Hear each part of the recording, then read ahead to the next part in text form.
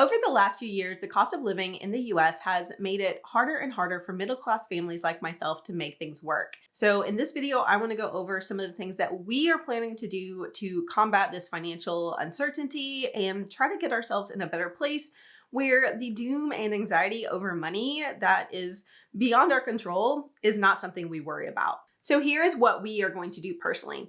Number one, stacking cash. We are going to be adding cash reserves to our lives. I'm kind of changing the house fund we've been saving up to purchase our next home to call it a whatever's next fund, because honestly, I don't know what's coming next. That amount is going to keep going and keep growing. And maybe it's for our next home. Maybe it's to pay off this home. Maybe it's to move to another state, another country. I have no idea. It's just for whatever is next in our lives.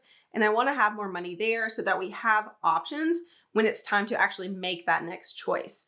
And maybe it is to buy another home and we need more money for that anyway. So I'm just going to keep piling up money there. The second area where I'm going to be stacking cash is our emergency fund. We do have an emergency fund to cover a couple months of our expenses, but I want to increase that to 1 year of expenses.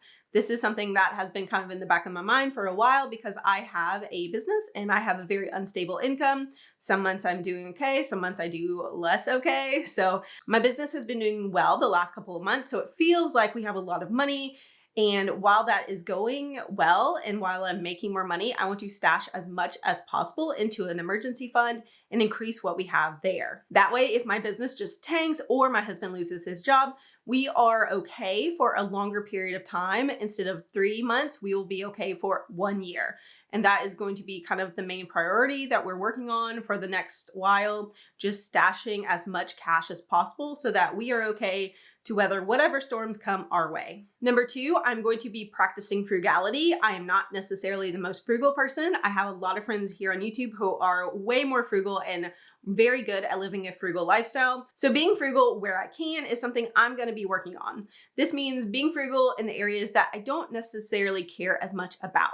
So it's things like my car and how much I pay for my car and what I do with my car. Personally, that does not matter to me. And it's things like clothing, because I'm perfectly fine with hand-me-downs. This is actually something someone gave me and I'm wearing it and I love it. It's very soft. It's lovely. It was a hand-me-down. I'm fine with that for my kids, things like that. Anywhere I can save money and be more frugal and make choices that don't cost as much, that is what I will be doing. Because some areas are going to be harder to cut back on. For us, groceries is something where we have a minimum amount that we have to spend to feed ourselves, and we can shop at the cheapest stores possible. But if overall grocery prices rise 25%, that's not something we can control. So I'm going to focus on the areas where we can control and be frugal, cut our spending, and stay in an area where we are comfortable. Along those same lines, I'm going to practice minimalism and not buy as much stuff.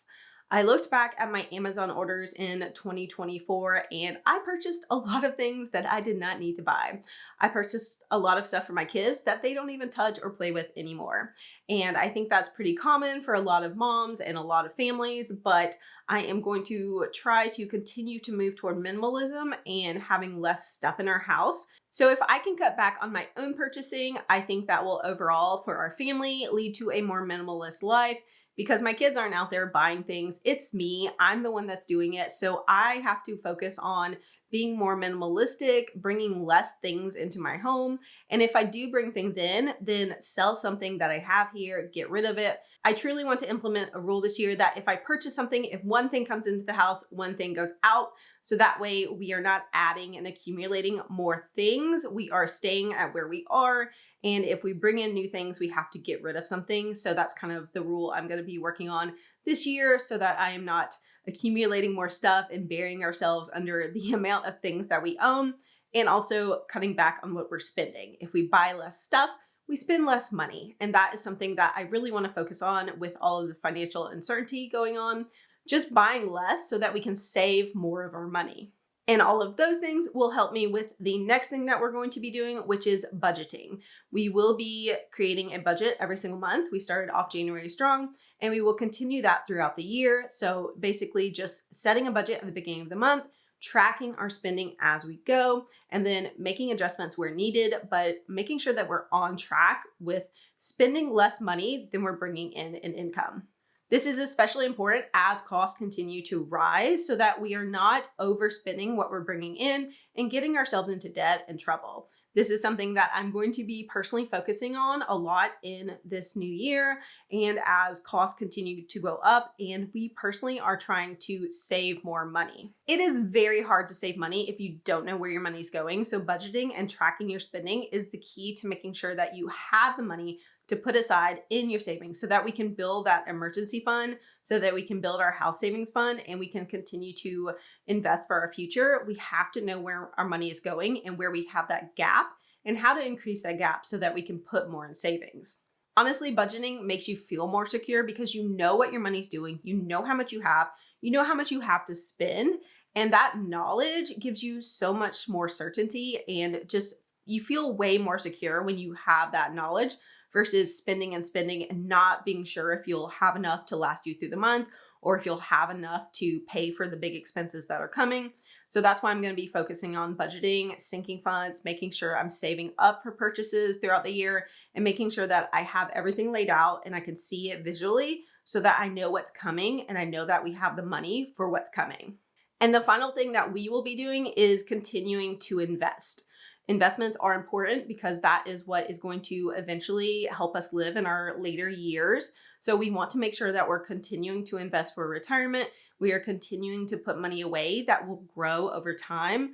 Financial uncertainty definitely affects the stock market. So what you have now invested may drop right now, but that gives you a chance to put more money into your investments that you believe in at a lower price point, which is dollar cost averaging. So the amount that you're putting in right now, you're buying at a lower price, and over time that will go up again. The stock market dips, is not always going up, and honestly, in times of financial uncertainty, that is what happens. It dips. So for us, our plan is to buy. I'm not a financial advisor, but our plan is to continue to invest in the index funds that we currently use and to buy things at a lower price point if things do go down. And honestly, that is our investment plan overall. We dollar cost average, so we put money in every single month. We buy at whatever price the index fund is at. And over time, that evens out so that sometimes we're buying lower, sometimes we're buying higher. That's our plan overall. We are going to continue to invest to dollar cost average every single month. I actually did finish my Roth IRA for 2024 recently, and I'm going to be starting on my 2025 Roth IRA contributions and investing in my SEP IRA, which is my pre-tax retirement for my business. And I will be doing both as we continue throughout the year, whether things are up or down. I plan to contribute every single month and just dollar cost average my investments by buying low, buying higher, buying low again, buying high. It goes up and down. And no matter what, I will be continuing to buy those investments and add to my stockpile. So that's what we plan to do to handle the financial uncertainty. We will be cutting back in some areas. We will be tracking what we're spending very carefully, and we will be continuing to save and invest. I would love to know what you plan to do with the current financial situation that's going on in your life and the potential financial uncertainty in the world that's happening right now. Let me know in the comments, and I will see you in the next video.